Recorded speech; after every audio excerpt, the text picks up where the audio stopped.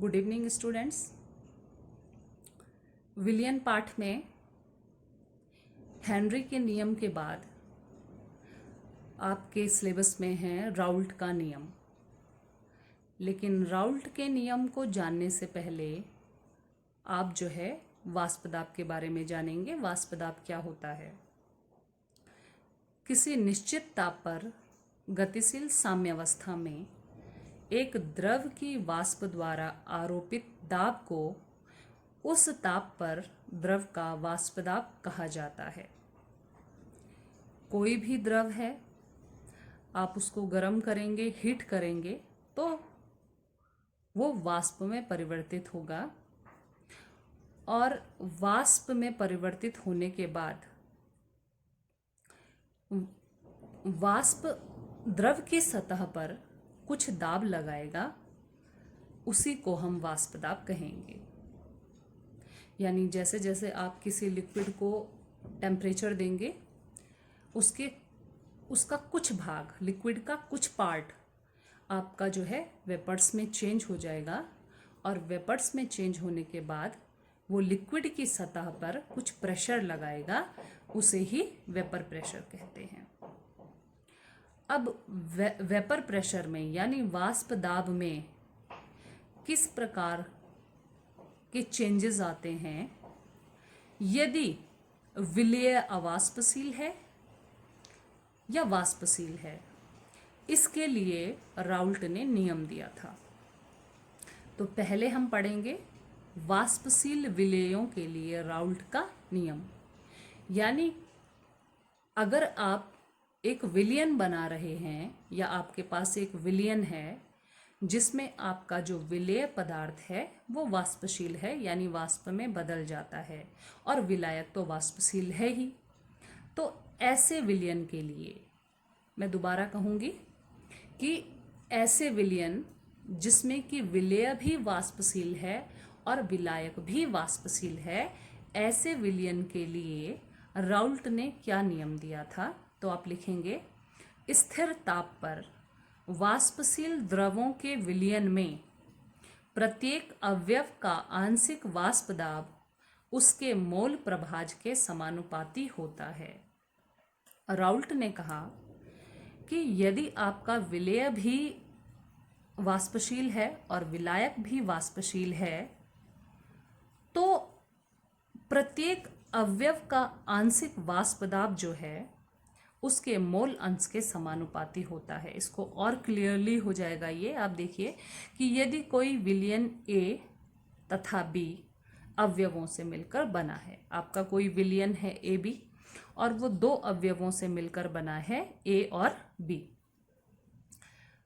और P A तथा P B विलयन में क्रमशः द्रव ए और बी के वाष्प दाब हैं। यानी ए बी आपका विलयन है और पी ए और पी बी अवयव ए और बी का विलयन में वाष्प दाब है, विलयन में, तथा पी नॉट ए ये पी जीरो ऊपर लगाया है, पी नॉट ए तथा पी नॉट बी शुद्ध अवस्था में ए और बी के वाष्प दाब हैं। तो ए और बी के मोल अंश क्रमशः एक्स ए और एक्स बी से लिखे जाएंगे। मोल अंश मैं आपको पहले ही बता चुकी हूँ, एक्स से ही लिखा जाता है। तो एक्स ए यानी ए का मोल अंश और एक्स बी यानी बी का मोल अंश।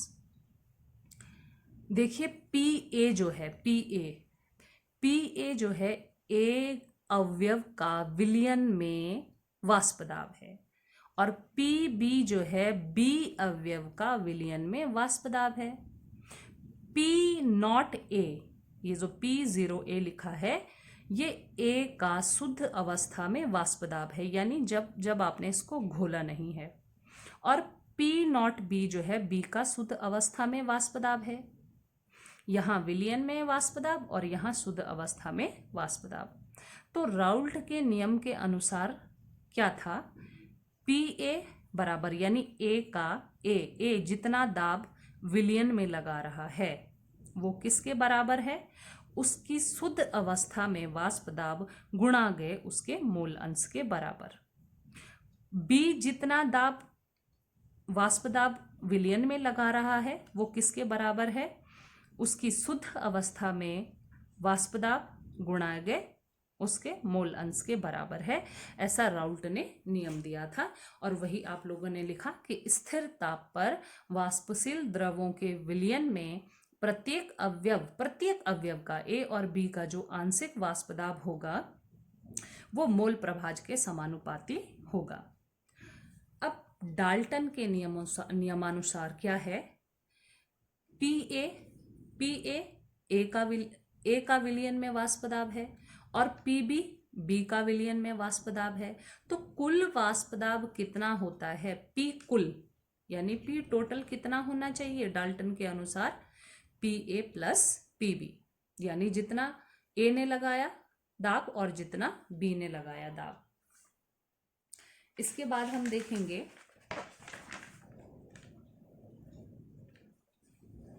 पीए तथा पीबी का मान समीकरण 3 में रखने पर। अब आप पीए का, क्योंकि पीए बराबर कितना है P not A X A और पीबी बराबर कितना है P not B X B, ऐसा हमने समीकरण 1 और 2 जो है उनको रख दिया।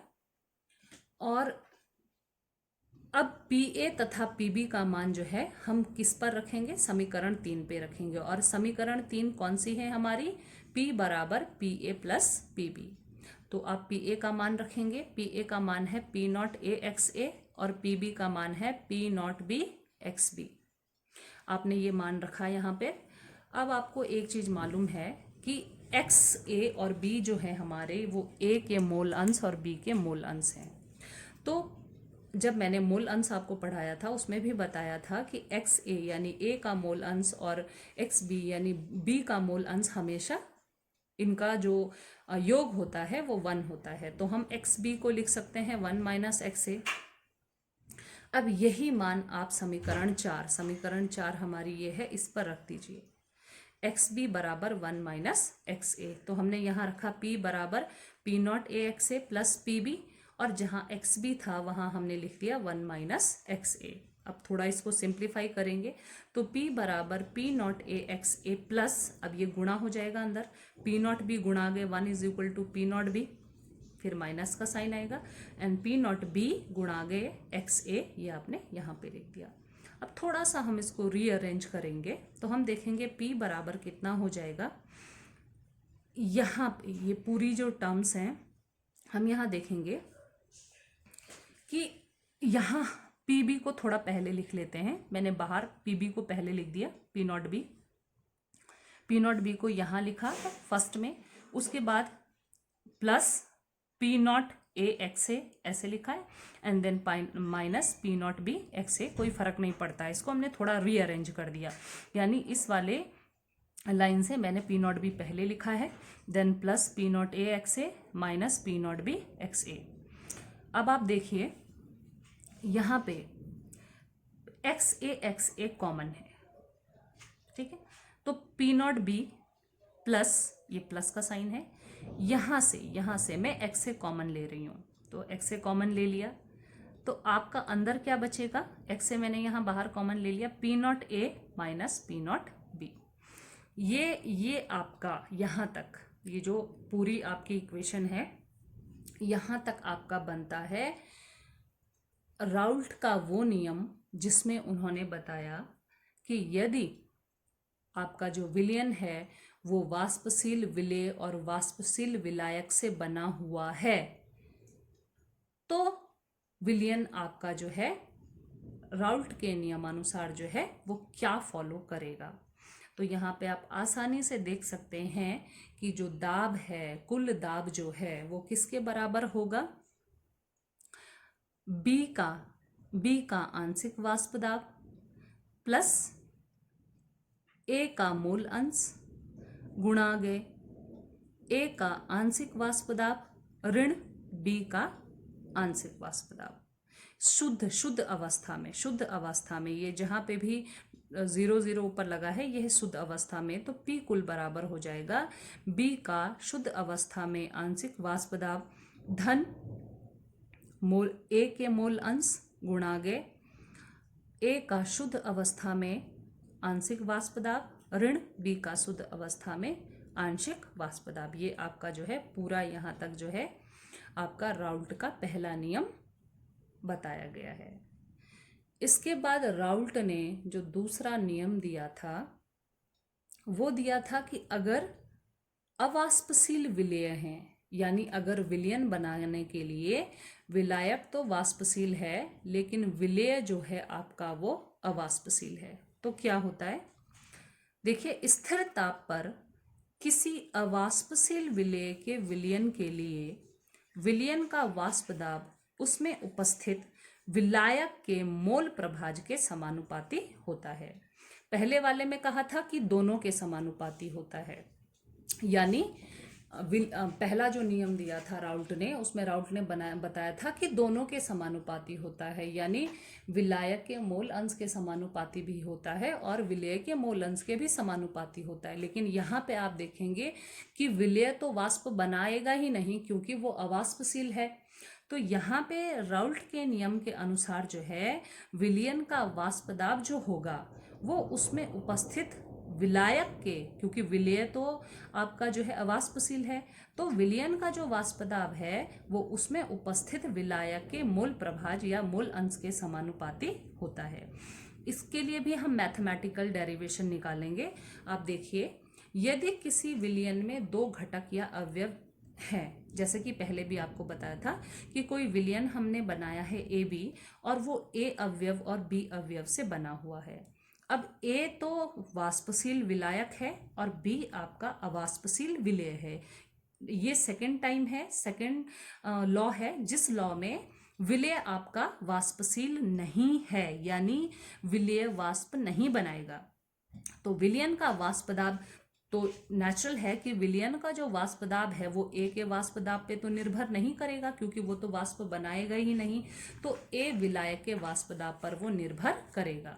तो हमारा हो जाएगा पी ए समानुपाती एक्स ए, यानी पी ए जो है आपका किसके समानुपाती, जो आपका ए विलायक है आपका, और ए का विलयन में जो वाष्प दाब है वो किसके समानुपाती होगा? एक्स ए के समानुपाती होगा, यानी ए के मोल अंश के समानुपाती होगा।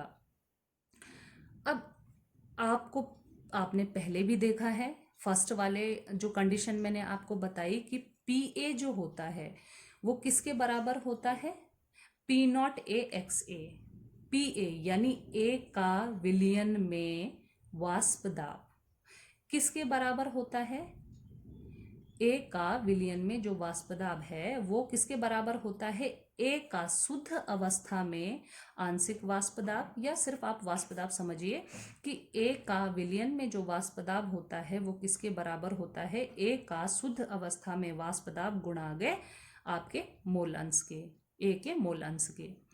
तो अब आप देखिए कि जब आपने अवाष्पशील विलेय को विलायक में मिलाया तो उसके वाष्प दाब में अंतर आ जाएगा।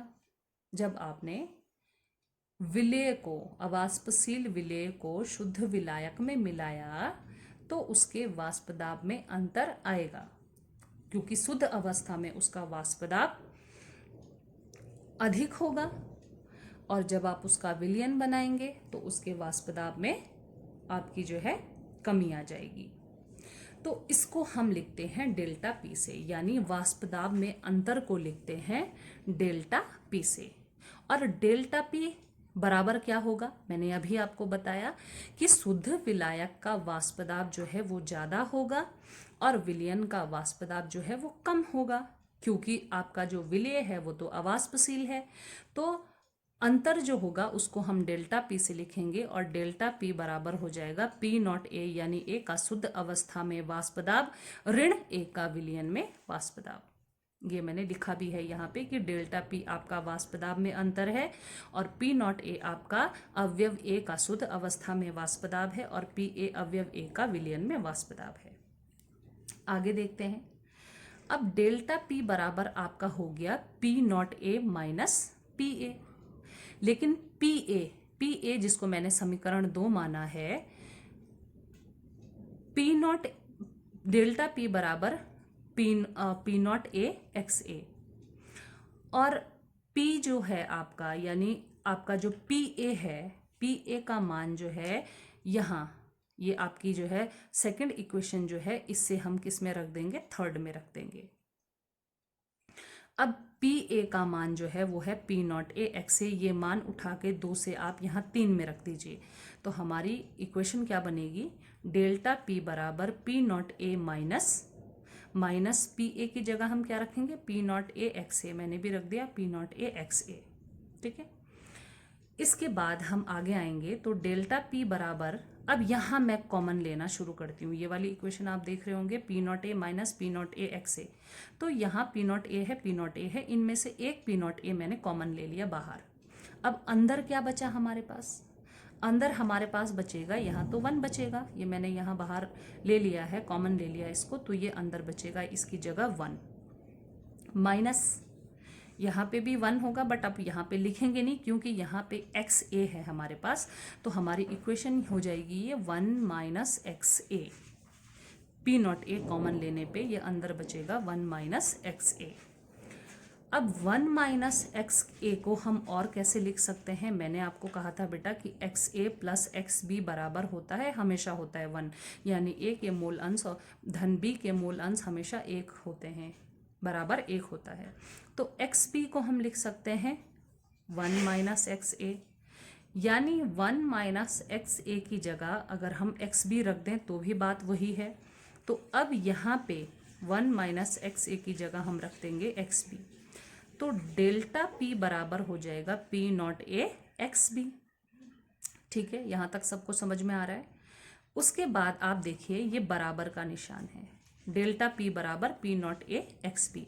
अगर हम इस पी नॉट ए को यहाँ अपॉन में ले आएंगे, लाना पड़ेगा क्योंकि ये यहाँ ऊपर है, और अगर हम इसको, ये दाईं तरफ है, हम इसको बाईं तरफ ला रहे हैं तो ये अपॉन में आएगा। तो अब हम लिखेंगे delta P upon P not ए बराबर एक्स पी, वही बात है। अब अभी आपने देखा कि डेल्टा पी बराबर क्या लिखा गया है, यहाँ थर्ड इक्वेशन देखिए, डेल्टा पी बराबर लिखा है P not A minus P A, P not A minus P ए। तो अगर हम डेल्टा पी की जगह ये भी यहाँ रख सकते हैं P not A minus P ए, तो मैं भी डेल्टा पी की जगह रखूंगी P not A minus P A upon P not ए बराबर एक्स बी। अब एक्स बी मोल अंश है, और मोल अंश हमारा किसके बराबर होता है, मोलों की संख्या, यानी एक्स बी है हमारा, तो बी के मोलों की संख्या बटा कुल मोलों की संख्या, यानी बी के मोलों की संख्या अपॉन टोटल मोलों की संख्या। तो एक्स बी के बराबर हम लिखेंगे एन बी, यानी बी के mole upon N A plus N B, यानी टोटल नंबर ऑफ मोल्स।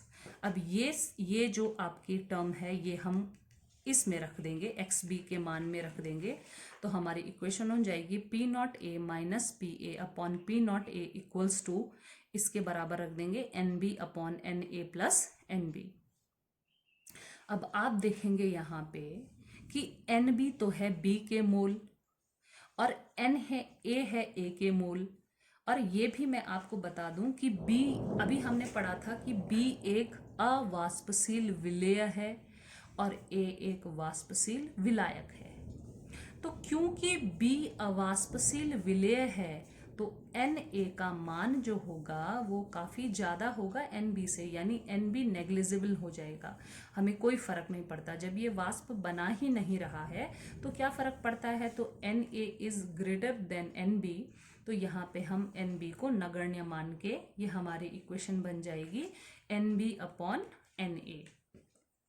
अब N B upon N A हमने लिख दिया, जिसका मतलब है बी के मोल और यहाँ नीचे ए के मोल। अब इसी चैप्टर में मैं आपको बता चुकी हूँ कि मोल की संख्या जो होती है, यानी मोल बराबर जो होता है वो होता है भार बटा अणुभार। भार यानी वेट हम W से लिखते हैं, और अणुभार यानी मॉलिक्यूलर वेट हम M से लिखते हैं।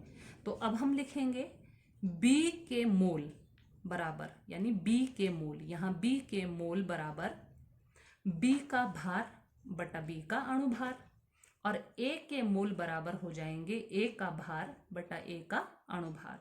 तो ये NB और NA की वैल्यू अगर हम यहाँ रखेंगे, इक्वेशन में रखेंगे, तो हमारा जो फाइनल इक्वेशन निकलेगी वो हो जाएगी P0A minus PA upon P0A equals to WB बटा MB अपॉन WA बटा MA, WB upon MB upon WA upon MA।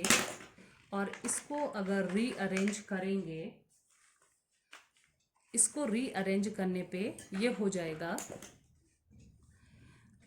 P0A minus PA upon P0A equals to WB यानी B का भार इंटू MA यानी A का अणुभार upon MB यानी B का अणुभार into WA यानी A का भार।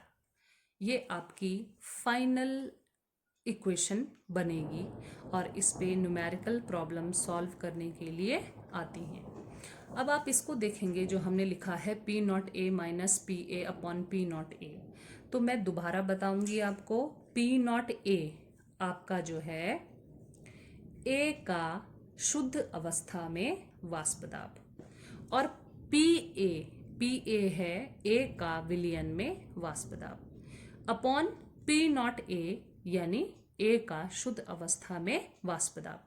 ये जो हमारी पूरी टर्म है इसको कहते हैं वाष्प दाब में अवनमन। और ये आप आगे भी पढ़ेंगे क्योंकि आगे आपके पास है अणुसंख्यक गुणधर्म, और अणुसंख्यक गुणधर्मों में जो पहला गुण है आपका वो है वाष्प दाब में अवनमन। तो राउल्ट का जो सेकंड नियम है वही आपका जो है वाष्प दाब में अवनमन अणुसंख्यक गुणधर्मों का भी पहला गुण है। इस वीडियो में यहीं तक पढ़ते हैं। इसके आगे हम पढ़ेंगे अभी आदर्श विलयन और अनादर्श विलयनों के बारे में, तो इसके आगे जो है हम नेक्स्ट वीडियो में पढ़ेंगे।